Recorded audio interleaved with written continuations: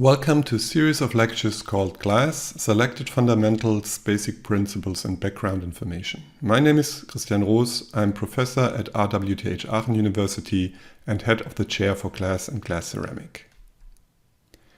The purpose of this video series is to present selected aspects of glass science more deeply. The videos are intended to reinforce the content of the lectures, and they are not based on the structure and thematic sequence of the lectures. This video is about the vitrification enthalpy. Now, the vitrification enthalpy is a very important parameter in glass science. To understand what is behind, let's have a very simple description of the transition of a liquid to a solid. So first we have a liquid phase in which the molecules or atoms are arranged in a non-structured, non-periodical order. If this liquid is cooled with a decrease of temperature, the molecules arrange in something that we call a lattice, a crystalline long-range order.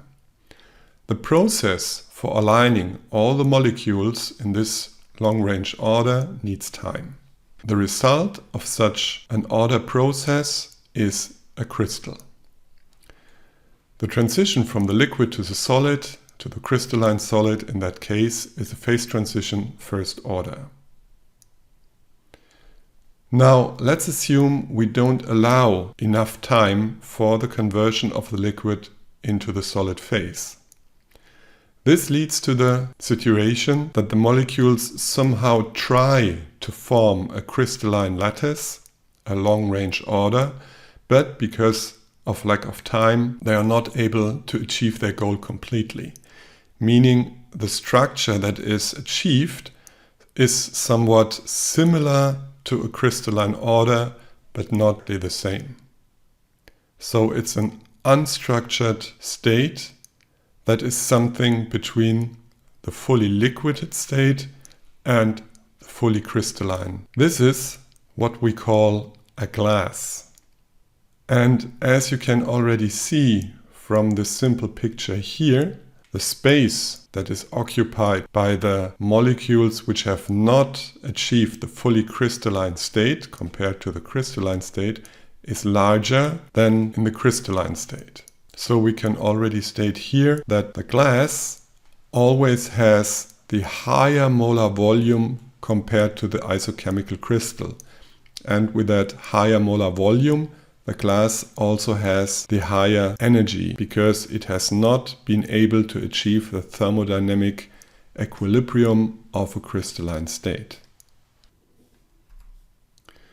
Now, as we know, if a melt is cooled down and is slowly cooled down, it starts to crystallize and we achieve the respective crystal.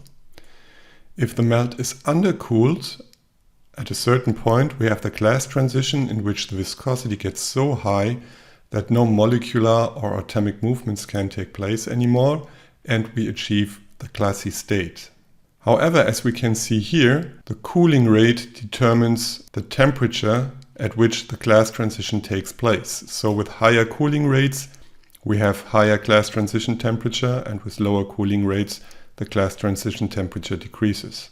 If we plot, for instance, the enthalpy in this diagram over temperature, we see that the curves of the glass always after the glass transition are parallel to the enthalpy curve of the crystal.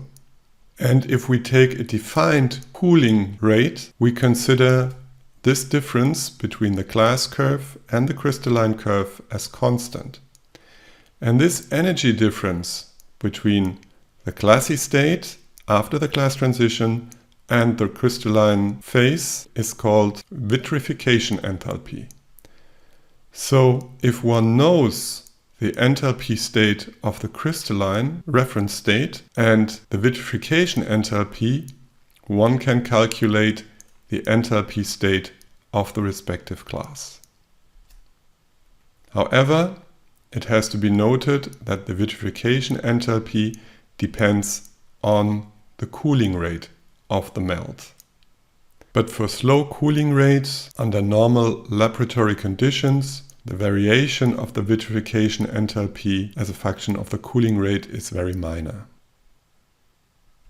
But again, here please be aware that both the vitrification enthalpy and the respective entropy are functions of the cooling rate, as well as the glass transition or the fictive temperature and the CP jump at glass transition. Now, the importance of the vitrification enthalpy can be understood if we again remember the principle of the constitutional phases. If you can determine the constitutional phases in a glass, let's say for instance we have wollastonite in the glass and we know the enthalpy of formation of the wollastonite and also the vitrification enthalpy, we can readily calculate the enthalpy of formation for a glass that is purely made out of calcium oxide and silicon oxide in this ratio. And this relation is again resembled here in this equation. For details, please refer to the respective video. To be a little bit more precise, one has to know that the vitrification enthalpy is an approximation. Because in real life, it can be seen that the enthalpy of a glass below Tg is not decreasing with a constant slope, as you can see here. But by taking the vitrification enthalpy over the full temperature range and by averaging this value over that temperature range, an approximation called the Simon's approximation is made. And this helps to calculate the vitrification enthalpy more easily, because you don't need to take the integral over this temperature range, you just take one value that is an approximation of this total temperature range. With this, we are at the end of this video, and I trust it was helpful for your further understanding of glass science.